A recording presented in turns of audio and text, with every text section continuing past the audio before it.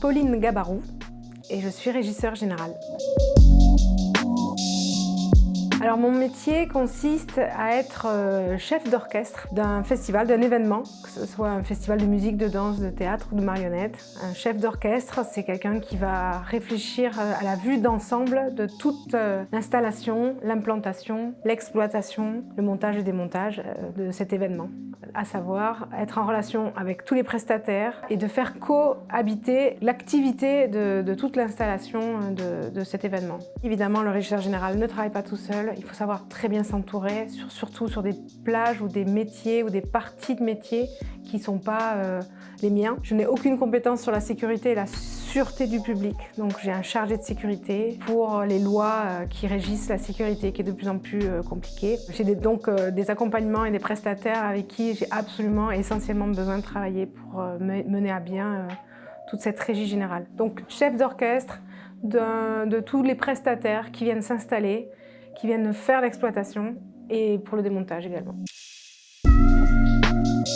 J'ai commencé par faire un BTS audiovisuel. J'étais la première promotion du lycée des Arènes de Toulouse et je ne sais pas pour quelle raison, j'avais choisi l'option montage. Donc j'ai été monteuse à la sortie de mon BTS pendant 1 an et demi. Et ce qui m'a manqué un petit peu sur cette période-là où je montais des films industriels qui n'étaient pas des plus glamour, c'était les relations humaines. Et je me suis dit que j'avais pas fait le bon choix. Quand j'ai quitté le montage audiovisuel, j'ai rencontré des compagnies de spectacles vivants, théâtre, danse et marionnettes, et j'ai été chargée de diffusion et puis chargée de production. Et j'ai rencontré des artistes, j'ai rencontré d'autres chargés de prod avec lesquels et à côté desquels j'ai appris mon métier de chargée de prod que j'ai fait pendant longtemps, que je fais encore par ailleurs. Et puis de fil en aiguille, puisque quand même le métier du monde du spectacle vivant, c'est du réseau, du réseau, du réseau et encore que du réseau. Je suis arrivée dans des festivals assez gros où j'étais chargée de prod et puis après j'ai basculé à la technique et j'ai fait de la régie générale sans être régisseur général. Puis un jour,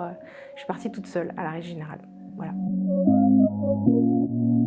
En préparation, énormément de temps de bureau, d'ordinateur, d'email pour planifier pas mal de choses sur cette régie générale. Une autre journée type, ça va être le montage de l'événement en question. Donc ça peut être aussi brasser des barrières, charger les camions, gérer donc la coactivité de tous les prestataires qui s'installent. Puis une journée type d'exploitation.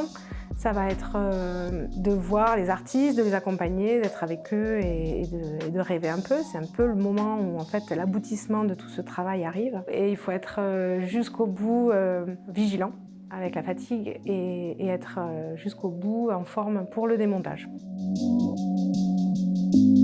J'ai travaillé donc dans l'audiovisuel avec des boîtes de prod, des boîtes de montage, pas longtemps comme je vous l'ai expliqué plus tôt. J'ai travaillé avec des petites compagnies et des plus grosses compagnies. J'ai travaillé dans le théâtre de la Cité à Toulouse, à la technique aussi, mais également à la production. Donc là, on parle d'un CDN avec une structure qui est plus grosse, avec plus de hiérarchie. Et j'ai travaillé sur donc, la mise en place d'un gros festival à Toulouse qui est le Rio Loco. J'ai travaillé dessus pendant 20 ans et je n'ai fait que 3 années en étant régisseur général. Voilà.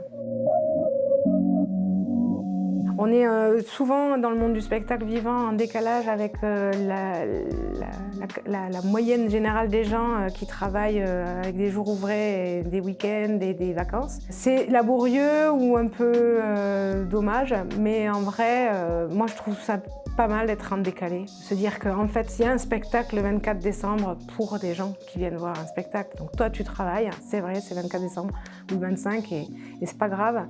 Parce que justement, tu es un peu en marge en fait. Je trouve que c'est même presque des instants privilégiés. Pour des vies de famille, quand on a des enfants petits, quand il faut aller les chercher à la crèche, il y a des fois, voilà, il faut s'adapter.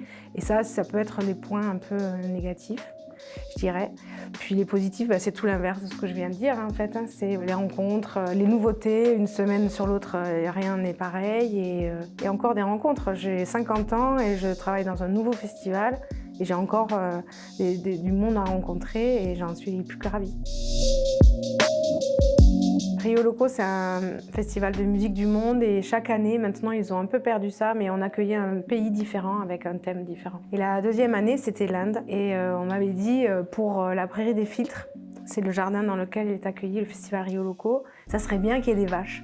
Et donc me voilà partie, ça fait partie des choses que j'ai eu à faire dans ma vie, qu'une fois en même temps, hein, mais chercher des vaches. Tous les agriculteurs que j'ai essayé de trouver de la région qui voulaient bien me laisser des vaches sur la prairie des Filtres, il y a de l'herbe, hein, cela dit, c'est un jardin. Voulaient pas parce qu'elles allaient stresser, qu'elles n'allaient pas faire de lait, etc. Donc j'ai dû trouver des vaches, c'est triste, hein, qui partaient à l'abattoir en fait. C'était juste l'étape avant de partir à l'abattoir. J'ai eu droit à 2 vaches qui sont restées pendant la semaine du festival, qui ont brouté à la prairie des Filtres.